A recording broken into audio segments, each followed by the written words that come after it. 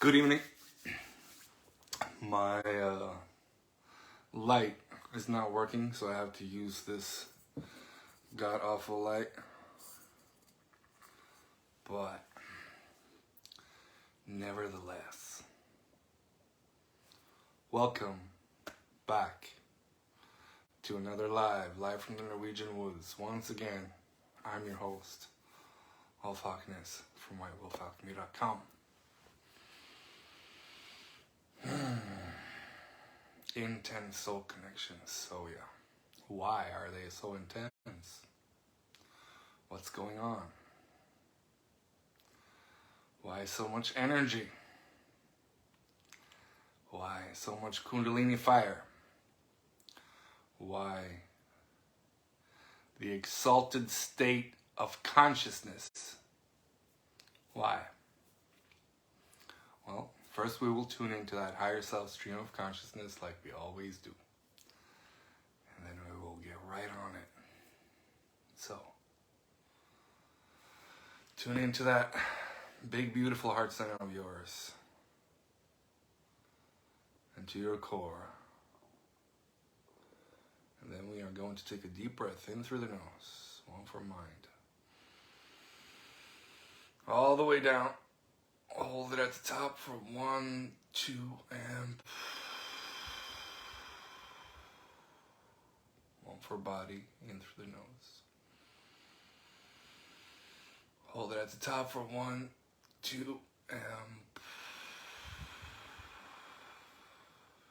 one for spirit in through the nose. Hold it at the top.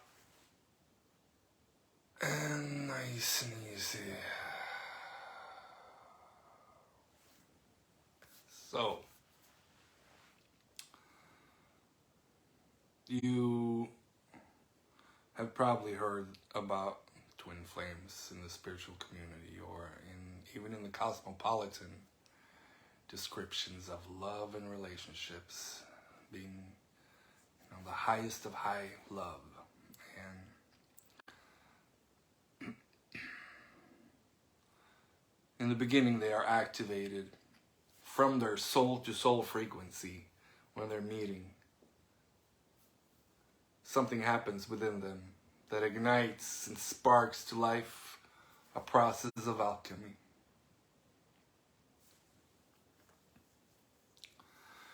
This Kundalini energy that is activated from their matching frequencies, from their soul frequency being matched and aligned, it activates a process within them that brings them into what is known as the bubble love phase, an exalted state of consciousness, mystical experience of love, mystical experience of connectivity, not just to one another, but to the divine, to the mystical itself. And as they are in this state, this experience that they share, it is never the same for any two unions. No soul-to-soul connection is the same. No, not even, if you have two different couples, will have the same experience. Why? Because the level of programming, the level of patterning, the level of mental imbalances through the bloodline of both of them is coming into the unified field to be purified and cleared. And so the more intense the connection is, simply means the more shit they are going to have to heal. the higher up they go in the exalted state of consciousness, the lower they will go into the underworld of their unconscious and have to heal together. It is no easy task. It's not for the faint of heart. It's not a relationship at all, actually. It's alchemy, baby. It's alchemy. And you might as well get used to being in process if you resonate with being a twin flame. And if you had a really, really, really intense soul-to-soul connection, well, then it probably means that you have bipolar tendencies in your bloodline, in your family, a history of mental illness, and mood imbalances, and stuff in your family bloodline. History of it means that your mother or father, your grandparents, were all fucking crazy. The more intense it was. The more intense it was for you. The more intense feelings and thoughts brought up by the Kundalini fire, the more fucking bunkers your family bloodline must have been. Absolutely. I can testify. I had one of the most intense soul-to-soul connections with my first soul-to-soul connection, with my catalyst event. And we both had a history of schizophrenic tendencies. We both had a psychosis, a Kundalini syndrome, bipolar tendencies within parents, father, history of bipolar, mothers with borderline, rich narcissism in both bloodlines on both sides. You probably have it too. Rich mental imbalance. The more intense the connection was, the more mental illness in your family. Yes.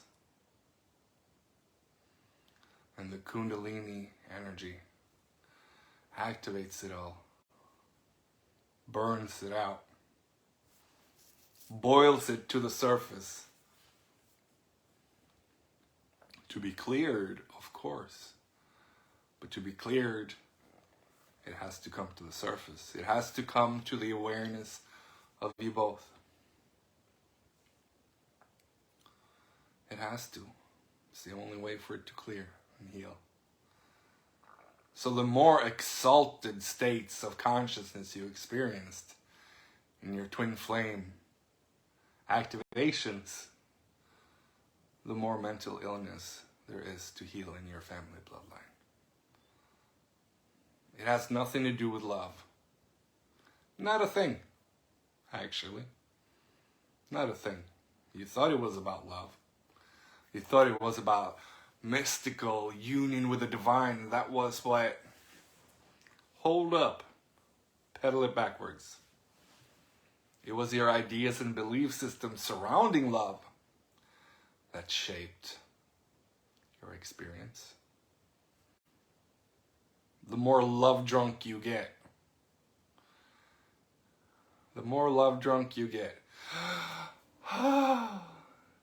this connection is going to save me. This connection is going to be, the most beautiful. It's all in your head. All in your head. All in your head. All your ideas and belief systems surrounding love and relationships that you took on from Disney, you took on from your novels, that you took on from your songs, from culture, all in your head.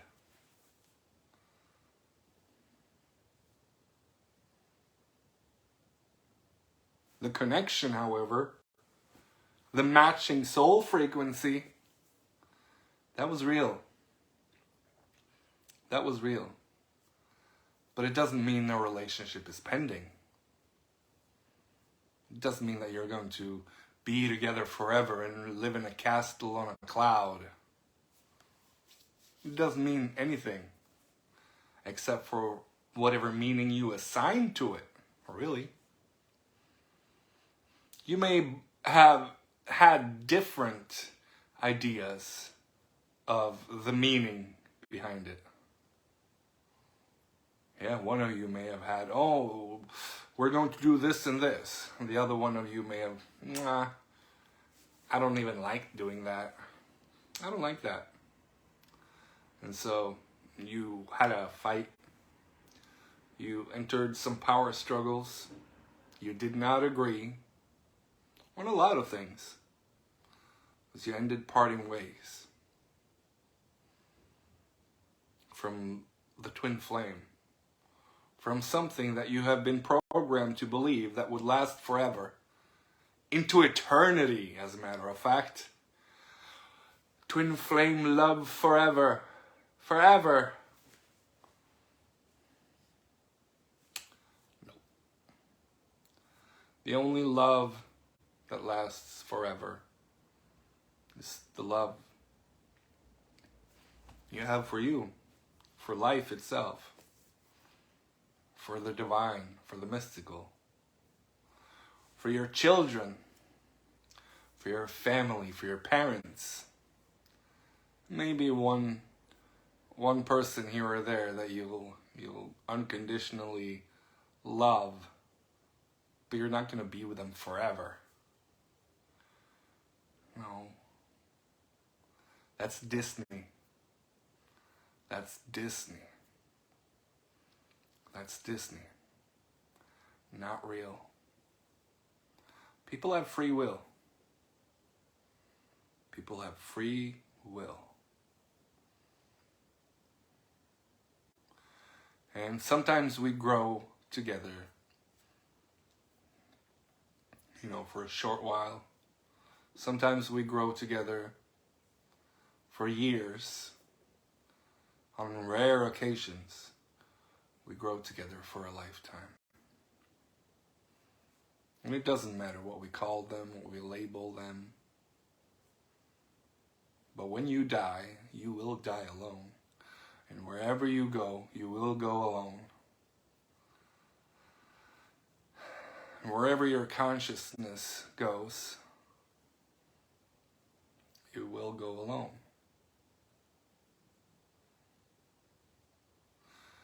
Into an ocean of consciousness, for sure.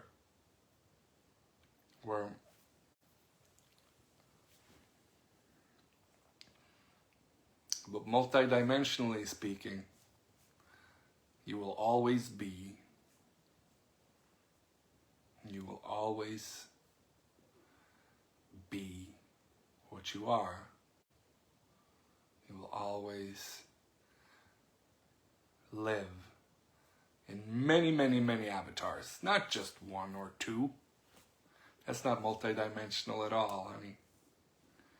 Multidimensional means lots and lots of opportunities. Lots and lots of possibilities. Lots and lots of love. Lots and lots of lives happening right now, in the infinite now. Endless myriads of life. Endless possibility. Endless lives. Endless avatars. One or two? Come on. That's not multidimensional at all. You have plenty. Now, I'm one of those idiots that needed a helmet growing up. Alright? It takes a while for me to really get it right. So damn stubborn. That I want it my way. So it took a few soul connections for me to get it right. Alright, Source was like, okay, Ulf, here's another one. What can you do with it? Alright, I got at it again and I labeled it twin flame. And I instantly put us in a box and restricted us. It felt confining even to me. It felt confining to her. She didn't want no part of it. If anything, she said she was her own twin flame. And I was like, yeah, that's not what the belief system says, you know, like, that's not what all the information says. You can't be your own. Oh my God. Well, bye. She left. She did not want my clingy ass. Nope. It was not attractive to her. So I lay there crying on her floor. I don't want. Oh, how could you do this to me? Like a little wuss. You know? I was like, poor me. This happened again. How could it? Of course it would. You know? And then I realized, holy shit. I fucked up another one. What am I gonna do? So, I spent some time with myself, healed, spent some time with Soul Family up in Washington, and lo and behold, another connection. Guess what? Lots of synchronicity. Lots of alignment. It was the universe telling me, come this way, Ulf. Here's another one. What are you gonna do with it? I'm gonna do my best to be a bit mature this time. I'm gonna try my best not to be such a clingy, love-addicted, needy male. Alright? I tried. I read Way of the Superior Man and all about polarity and all that stuff. And through the mechanics of polarity, I was able to, you know, make it work for a little bit longer. But polarity is not for twin flames. We have to transcend that shit. We have to be in polarity within ourselves, not try to fake some polarity in a relationship. That's not going to work. That's why all these polarity teachings are for twin flames. It doesn't work. You have to go above and beyond that shit. So, you know, months went by. The Kundalini Energy rose, shit to the surface.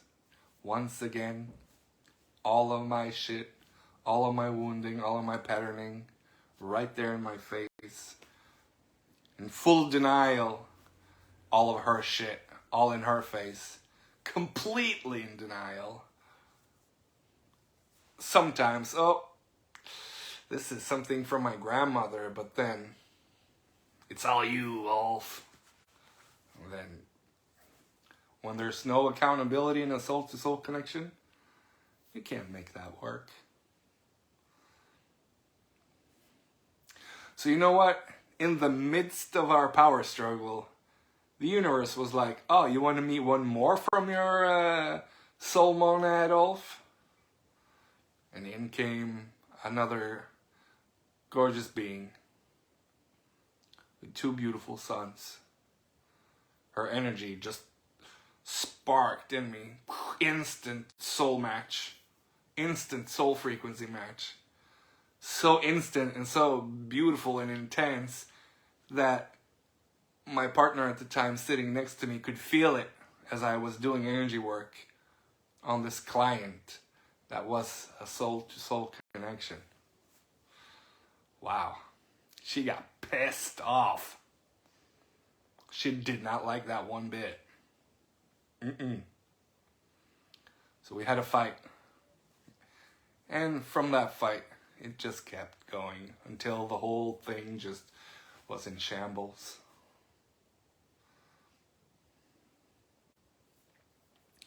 I stayed connected to this other person for a long time.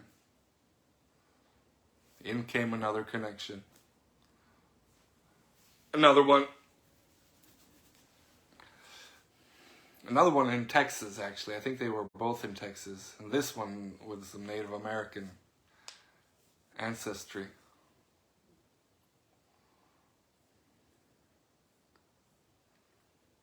but too much distortion once again. This time I broke it off because I didn't want any more distortions. I didn't want any more stuff. So I thought, I'm not gonna be able to experience what I want. And I was still connected. I had 7 active connections, active soul connections.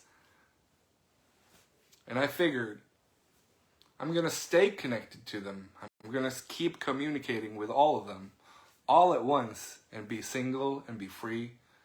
And whoever I end up with will be right for me. Well, in came an 8th. In came the 8th connection. In came the 8th connection, who I'm married to now.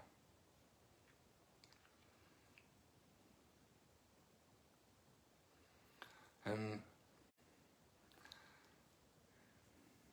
first time I heard her voice, her energy just woo, inside my body. Woo! I'm getting goosebumps now just talking about it. Her voice just activated me. Absolutely. Whew.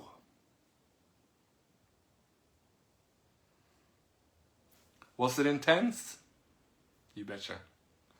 Because she's got shit in her bloodline too. But this time, I could take off my helmet. I wasn't quite such an idiot anymore. I had a few soul-to-soul connections under my belt. This time, I knew how to stay in my core energy. I knew how to stay in my masculine core with her.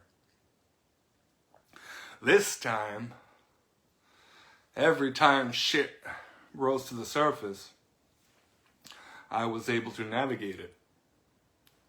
I was able to harmonize with myself. So the intensity, I could steer that shit. I could control it. By the waves, the intensity, like a mofo. But I could steer. I could navigate. And I could negotiate with her. I could communicate from my sacred union consciousness, from my template. I understood what I was doing. And I could make compromises with her. And when the power struggle really hit the fan, when shit really, lockdown came, forced us to get our shit together. We had no way, no how. Couldn't leave. It was locked down in another country. So we were trapped in Turkey.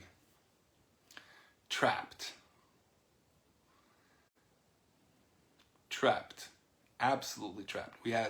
She lived out of her suitcase for 2 years before, we really got our shit together. She was ready to leave for 2 years.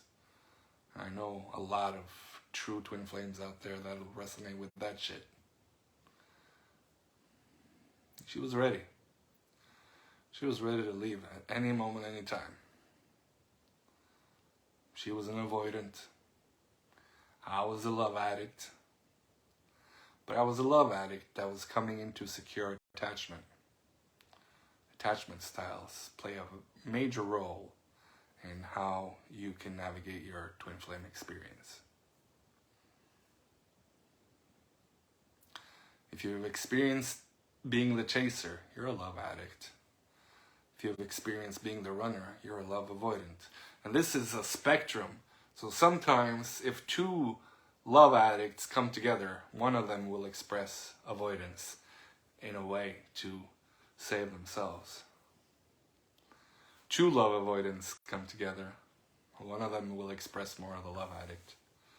And this is a way And eventually you will have to come into secure attachment. Be so safe within yourself that you're not afraid. If somebody leaves you, fuck off. Leave them. I'm good. I know I will experience lots of love in my life. No matter who comes, who goes. I am love. I am loving. I'm a fucking catch. I know that. I know that I would experience absolutely amazing females. All of my soul connections were fucking amazing. Absolutely gorgeous, beautiful souls. Amazing, talented. Energy, divine feminine energy that'll just make you melt if you're a man. Absolutely. All of them. But Mary, her voice,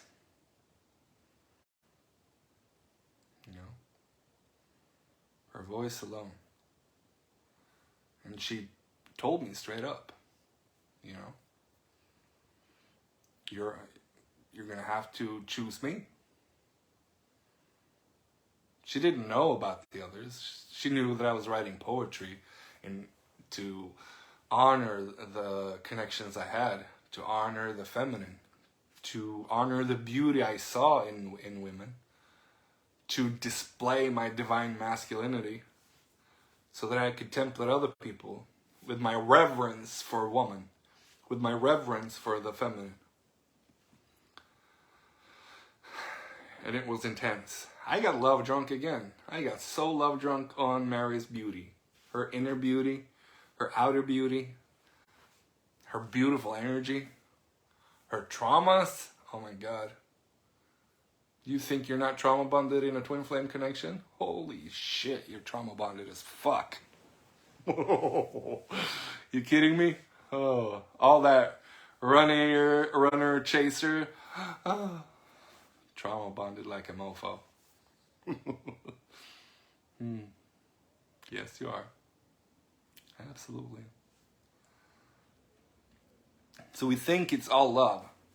There's trauma bonds involved in that intensity. We think that it's all love, but it's the mental illness history in both bloodlines. We think that it's all love, but it's our ideas of love and relationships, our running programs, the music that we listen to, the books that we listen to, the movies that we've programmed ourselves with. It's all there in our delusion. Distorted ideas of love and relationships. And yes, it saturates the twin flame experience beyond. All there in the exalted states. Ah, such an intense connection. The deeper you're gonna go, baby. The deeper into the underworld you're gonna go, the more you're just gonna have to roll up your sleeves. Alright, intense soul to soul connection. Prepare the lifeboats. You're going to hell. First heaven, and then straight down to hell. Hades will stand there. Hi. Hello. Hello. That's why a lot of twin flames will, if you haven't looked into the Hades and Persephone mythology yet, then you fucking should. Forget Hafiz and Rumi. That's like for later on. If you just started this connection, or if you've been in this connection at all, look into Hades and Persephone. That's where you're gonna find resonance. Straight into the underworld. And she won't be back till spring. Oh yeah. Whew. So there she was.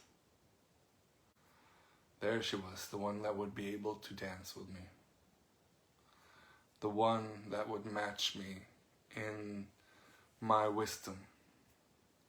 The one that would match me in my intensity, in my passion, in my maturity. Most importantly,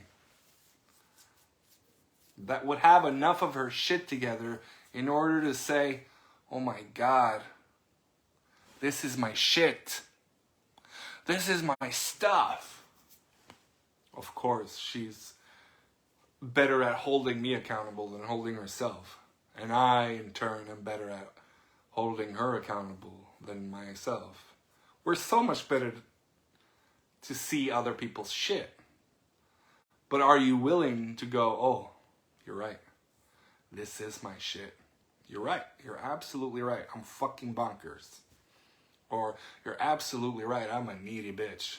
Or you're absolutely right. I'm fucking jealous. Or you're absolutely right. I should not be drinking fucking alcohol because I turn into a fucking demon. Or I should not be doing this. I should not. Yes, I'm a fucking attention whore. I love it when the guys. Yes, I love this or that. Or can you be fucking brutally honest with yourself? If not, a soul-to-soul connection is not for you.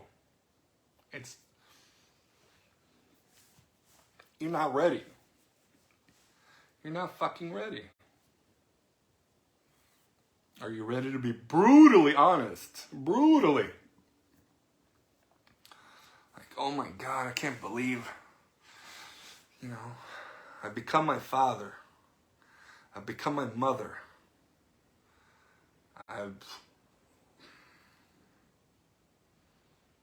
Can you hold yourself accountable for your own shit? Or are you too busy looking at the splinter in your partner's eye when you got a fucking beam running through your own? Like, oh, it's all him. He did it, and he's always doing this stuff, and I'm completely innocent, and I don't believe you, honey. Not one bit. I've seen too much to recognize you got shit to work on. Same stuff. That's what makes me a good healer. That's what makes me a good coach at this stuff. Because I've seen too many relationships go belly up. I've seen too many relationships and their dynamics play out. I know it takes two to tango. You think you're perfect? Think again. You got work to do. Yeah, we all do. Have you made a list yet? This is what I have to work on. I better find a therapist. I better find a coach. I better find somebody to help me be accountable for my shit. Because I got shit to work on. If not, you're not ready for a soul-to-soul connection one little bit.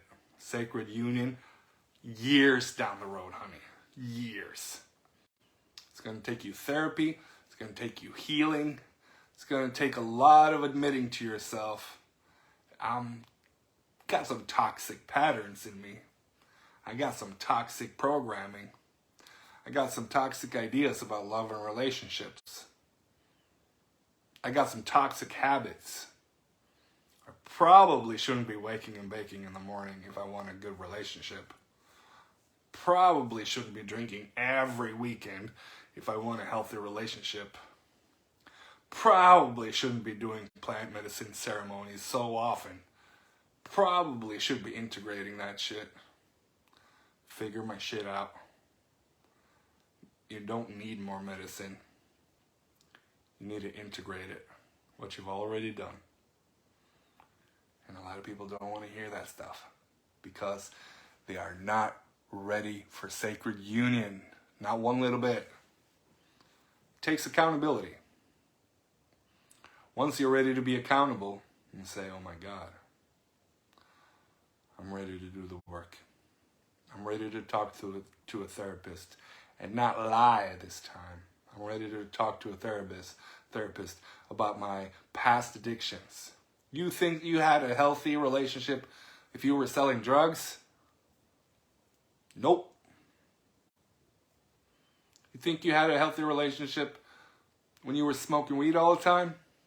Nope. There was probably co-addiction. It was probably codependency. It was probably a lot of stuff. All right? Yep.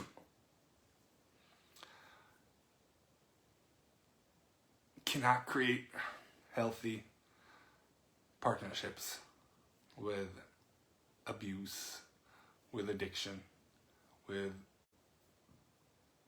bad habits of any kind like that. Impossible. Even a cigarette addiction. You think you're going to be a healthy partner and you're smoking cigarettes?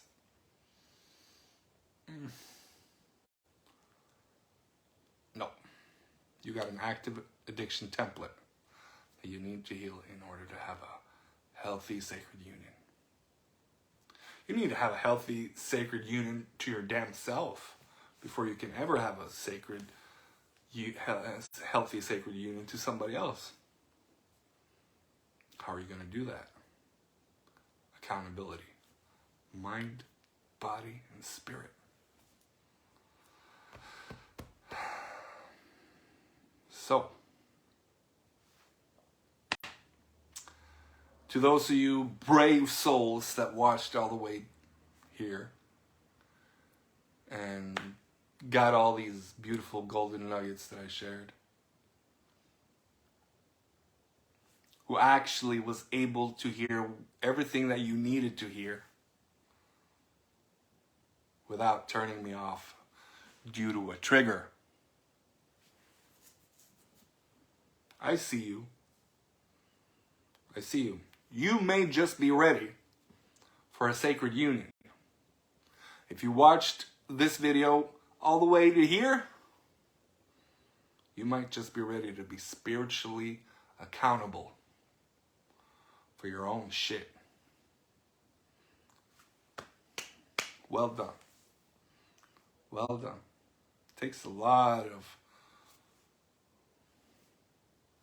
chutzpah, they call it. Take a lot of that. Take a lot of cojones. You know, feisty vagina, because vaginas are tougher than cojones, so I don't know where that even comes from.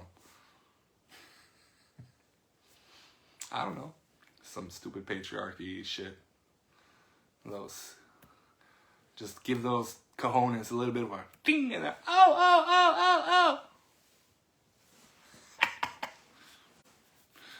Anyways. Yeah, you're ready. If you were able to watch this without turning it off with all those triggers, you're ready to be spiritually accountable. You're ready to create a sacred union. You're ready to be brutally honest with yourself about where your healing is and what you need to heal. You're ready. I want you to take that with you. Take that with you. Take a deep breath in. I'm fucking ready, Ulf. I'm fucking ready. Thank you for watching. Thank you for your interest in my work. Thank you for your spiritual maturity to make it all the way to the end here. Fucking brilliant. Thank you for commenting. Thank you for sharing the videos. Thank you for subscribing to our website and the newsletters and the articles. You know that I don't spam you guys. I don't send out a lot of stuff because I don't believe that's how you keep your clients. I don't believe in that at all. I get sick of those websites myself, so I'd expect no less of my brilliant subscribers. So thank you. Have a beautiful now, and stay tuned. Lots of more brilliant stuff that you can learn a lot from coming your way on this channel in the time to come. Trust me. We've only just begun. Talk to you soon. Stay good.